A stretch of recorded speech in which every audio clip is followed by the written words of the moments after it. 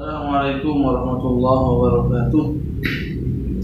Innal hamdalillah nahmaduhu wa nasta'inuhu wa nastaghfiruh wa na'udzu billahi min shururi anfusina wa min sayyiati a'malina.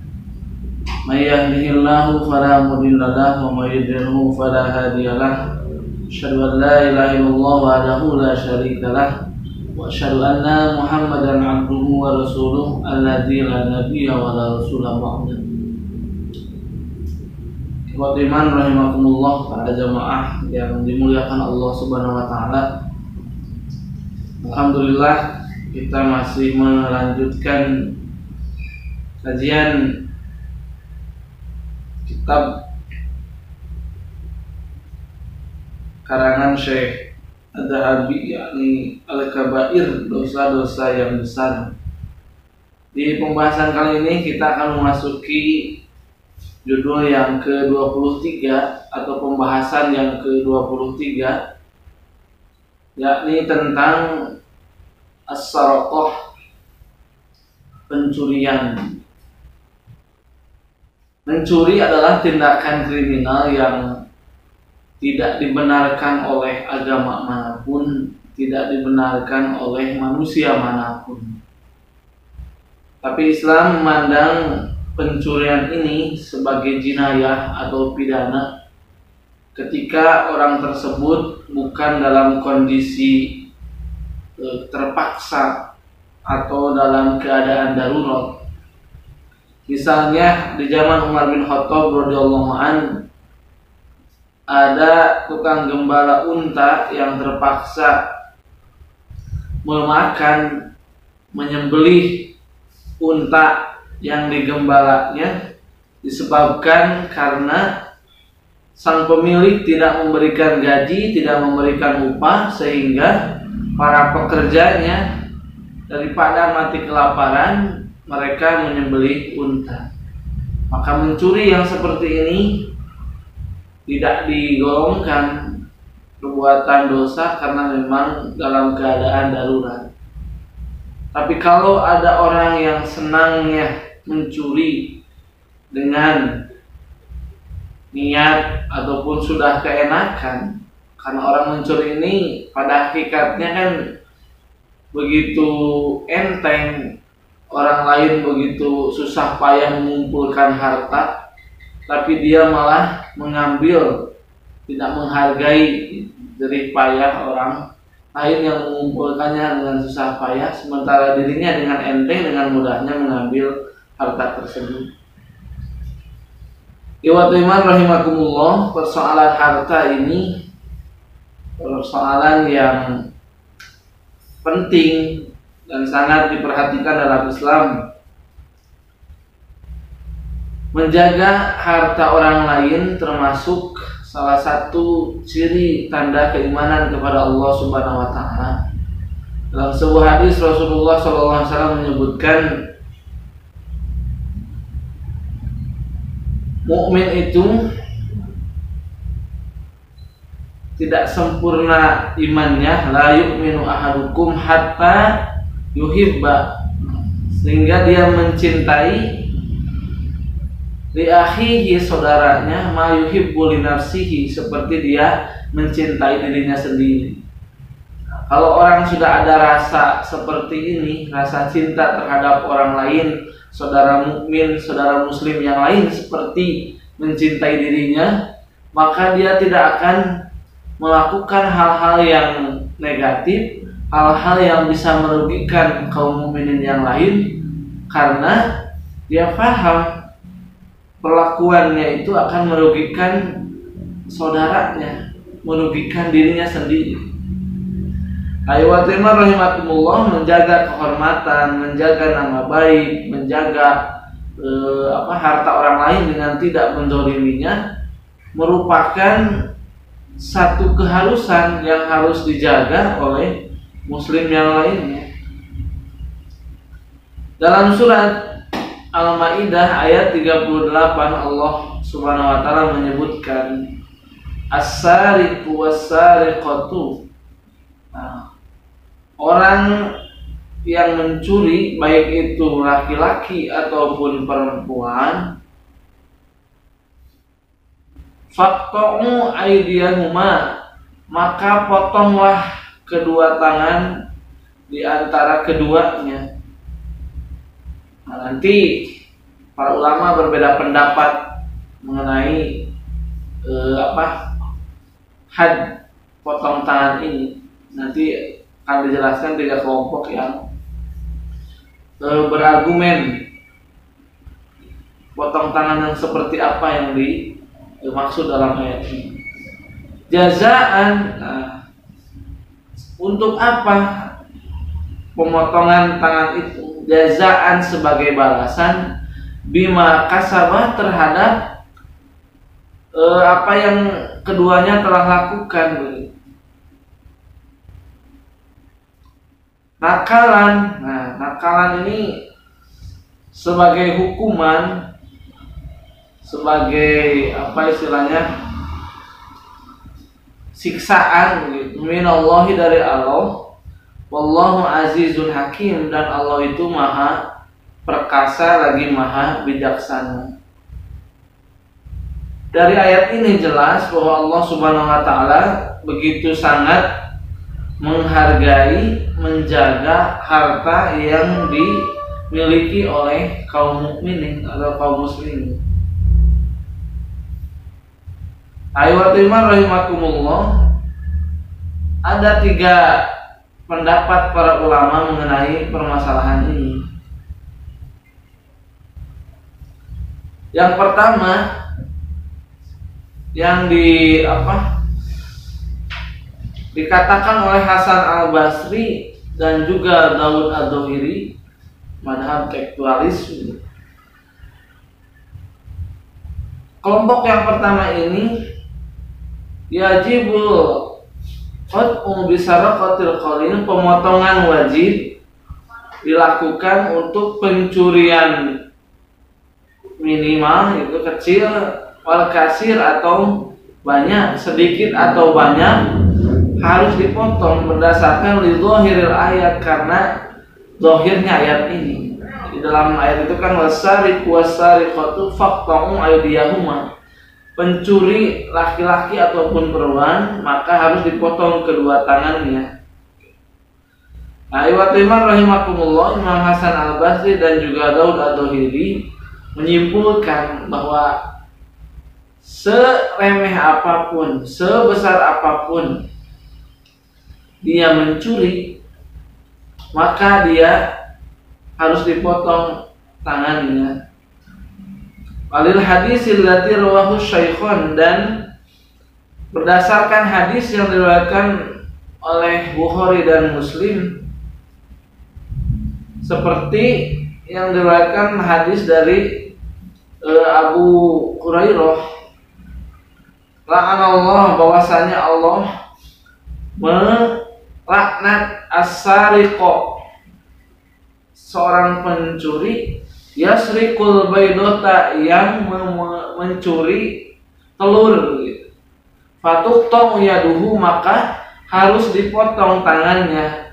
Wa yasriqul habla, dan orang yang mencuri seutas tali, fatuqta'u yaduhu, maka harus dipotong tangannya. Jadi di samping melihat teks ayat ini, kelompok yang pertama yakni Hasan al-Basri dan Daud ad-Dhahiri diperkuat oleh hadis yang diriwayatkan oleh Imam Bukhari. La'anallahu syariqo, Allah melaknat pencuri yang mencuri telur dan yang mencuri seutas tali. Jadi kan kecil itu telur, paling harganya berapa di kita gitu, baik 2.000 atau 2.500. Tali juga sama, kalau tali rapia paling 1.000 atau 2.000 lah harganya.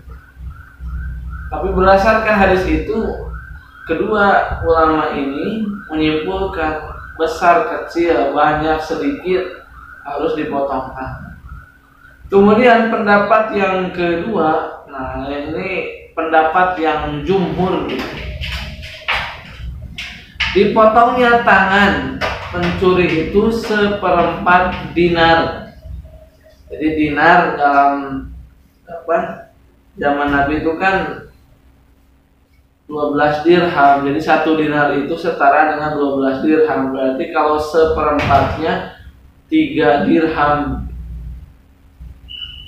Seperti yang diriwayatkan oleh Imam Ahmad dan juga Bukhari Muslim dalam hadis yang diriwayatkan oleh Siti Aisyah, karena Rasulullah SAW yaqta'u yadasyariqi. Keadaan Rasulullah SAW memotong tangan orang yang mencuri fi rubu' dinar, pada seperempat dinar fasoidan atau lebih. Jadi kalau orang mencuri seperempat dinar, kalau dinar itu sekarang 4 juta, berarti seperempatnya itu harga 1 juta. Maka orang yang mencuri 1 juta nilainya, maka harus dikenakan had, dipotong tangannya. Seperti yang jumhur pula, tangan kanan dipotong dari mulai pergelangan sampai ke jari-jarinya. Kalaupun dia mencuri lagi, maka kaki kirinya disilang begitu. Kalaupun masih tetap mencuri, terus dipotong sampai dia tidak bisa melangkah dan juga mengambil barang. Tak hanya hadis Siti Aisyah, kemudian hadis yang kedua dijadikan dalil oleh jumhur adalah hadis dari riwayat Ibnu Umar, anna Nabiya sallallahu alaihi wasallam, bahwasannya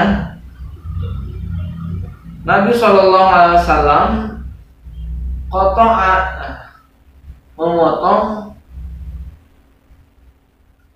yang istilahnya mengambil barang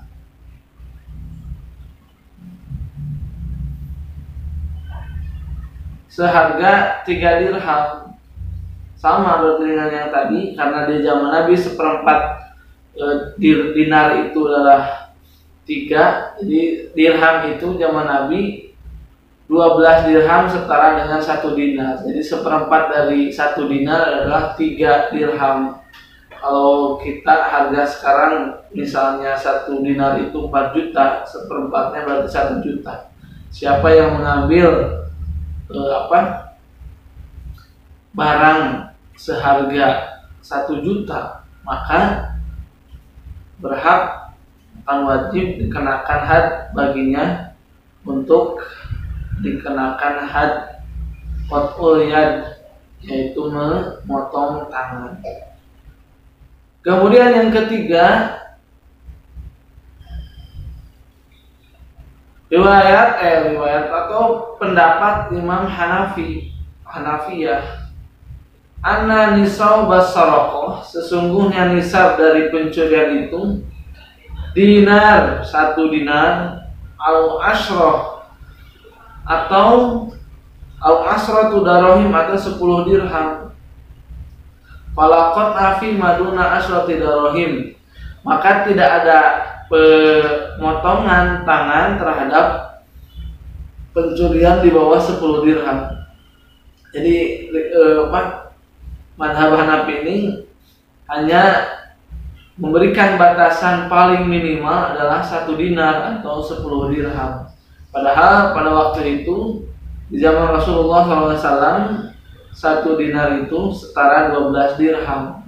Jadi menurut kaul jumhur, di paling minimal itu seperempat dinar atau 3 dirham. Ayat-ayat rahimakumullah, pencurian yang dikenakan potong tangan menurut saya Sabiq adalah orang-orang yang bukan muhrim. Jadi, kalau orang muhrim tidak dikenakan pemotongan tangan, tapi dikembalikan barangnya. Kemudian kalau berkenan si yang dicuri bisa memaafkan. Ayat-ayat rahimakumullah, dari penjelasan barusan kita bisa mengambil kesimpulan bagaimana Rasulullah SAW diutus oleh Allah Subhanahu wa Ta'ala untuk menjaga hak yang memiliki harta supaya tidak dizolimi oleh orang lainnya. Pernah satu perempuan di Bani Mahzum yang meminjam kemudian mengingkari perlakuannya setelah meminjam, maka dihukumi oleh Rasulullah sebagai seorang pencuri. Kemudian ada Zaid bin Sabit yang menemui Rasulullah SAW agar bisa didispensasi, bisa diringankan.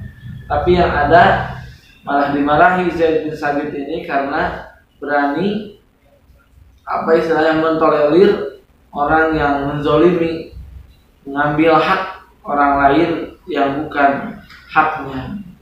Aywatimah rahimakumullah, jika pemimpin kita mengerti akan agama Islam, mereka tidak akan melakukan perbuatan yang tercela, mencuri uang rakyat, mencuri yang bukan haknya.